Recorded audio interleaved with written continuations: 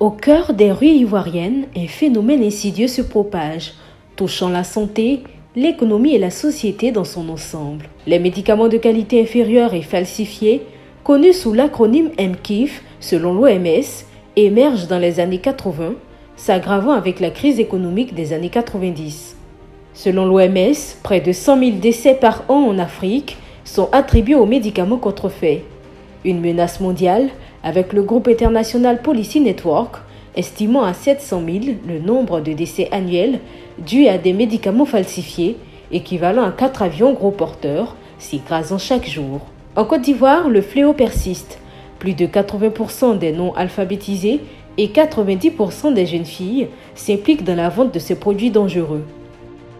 Les circuits de vente restent obscurs, mais des endroits tels que Roxy à Adjamé ont été repérés.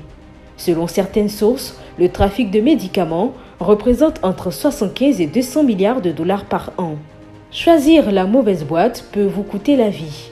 Les médicaments de la rue ont des conséquences graves sur la santé physique et mentale, fabriqués dans des conditions non réglementées, souvent avec des produits chimiques toxiques.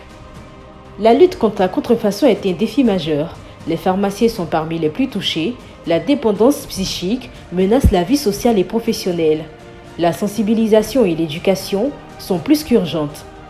La solution nécessite une collaboration transnationale et transversale. Les médicaments de rue sont un circuit pour les stupéfiants. La Côte d'Ivoire a ratifié la Convention Médicrime pour criminaliser cette menace.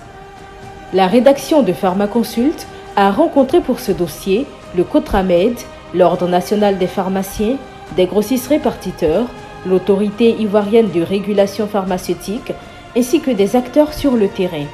Tous sont unanimes, les médicaments de la rue tuent et représentent un problème majeur de santé publique en Côte d'Ivoire. Si on veut parler dans notre cas, c'est que ces médicaments peuvent entraîner une détérioration de la fonction rénale, conduire à une insuffisance rénale aiguë et puis malheureusement conduire aussi à une insuffisance rénale chronique terminale. Découvrez dans ce 14e numéro de votre magazine Pharmaconsult des analyses détaillées, des données chiffrées, des témoignages concrets et des points de vue d'experts pour vous aider à mieux comprendre l'ampleur du problème.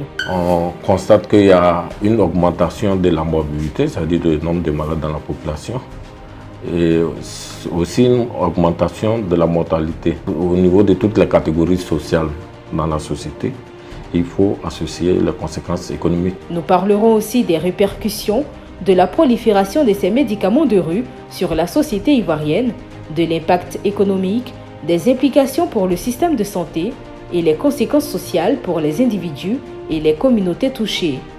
Les médicaments du Fonds mondial qui sont gratuits, notamment les médicaments du programme national de lutte contre le paludisme, les médicaments du programme national de lutte contre le sida, c'est-à-dire les ARV par exemple, et les antituberculeux, se retrouvent sur ces marchés parallèles, ces marchés illicites. Et du coup, qu'on a retrouvé sur ces marchés-là, notamment les pots de sang, et aussi des seringues, des perfuseurs. Vous imaginez si un perfuseur est défaillant, les dangers que ça peut causer quand on place une perfusion.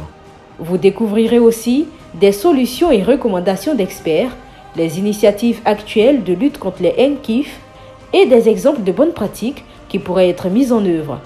Le CNLC qui a un peu plus de moyens, nous avons essayé donc de travailler également avec le CNLC et qui nous aide. Et vous avez vu un peu la plupart des saisies ou bien donc qui ont été faites non seulement sur nos différents marchés, dans les cas de transport, dans un certain nombre de choses.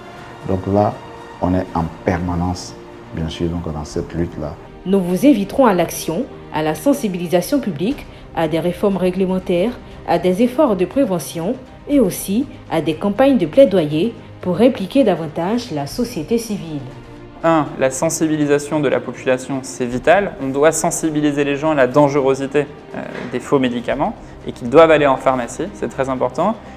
À côté de ça, ce qui est très important aussi, c'est aider le gouvernement à mettre en place la couverture maladie universelle.